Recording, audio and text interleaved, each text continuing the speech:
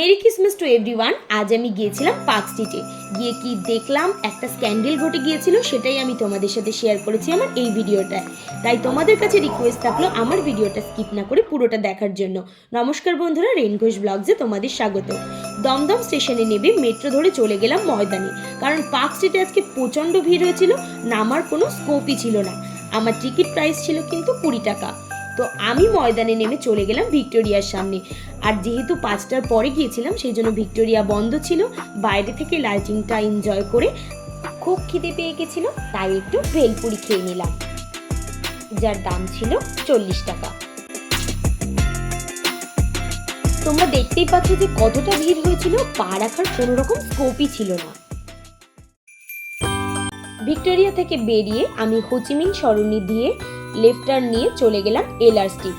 তারপরে ওখান থেকে ক্যামাক স্ট্রিটের বর্ধন মার্কেটের সামনে দিয়ে আমি চলে আসলাম পার্ক স্ট্রিটে। তোমরা দেখতেই পাচ্ছ রাস্তায় ঠিক কতটা ভিড়। আর আমি চলে এসেছি অ্যালেন পার্কের সামনে। এটার ওপেনিং ডেট ছিল 26 ডিসেম্বর, আর যেহেতু আমি আজকে এসেছি তাই জন্য এটা বন্ধ ছিল।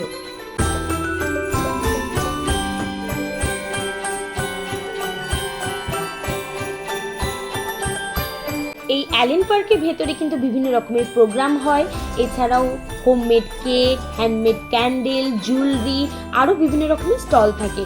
তো আমি তোমাদের সাজেস্ট করব, তোমরা যদি পার্ক স্ট্রিটে ঘুরতে আসতে চাও এবং সব কিছু দেখতে চাও, তাহলে কিন্তু তোমরা 26-এর পরেই এসো, তাহলে তোমরা সব কিছু এনজয় করতে পারবে।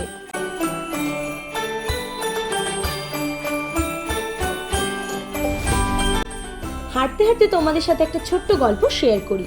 1760 সালে এই পার্ক স্ট্রিটে অনেক কবর থাকার জন্য সাহেবদের কাছে এর নাম ছিল burial ground road.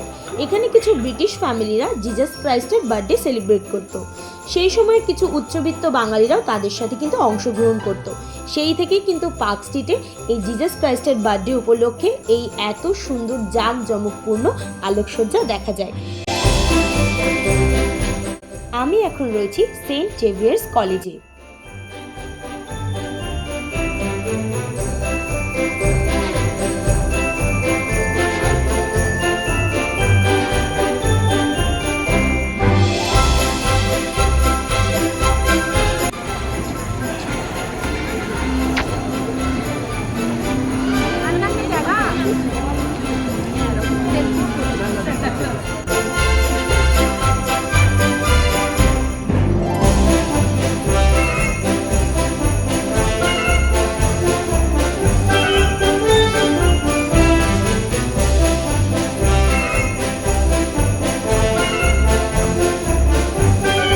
Road side স্টলে যা যা দেখলাম সেগুলো আমি তোমাদের সাথে শেয়ার করলাম।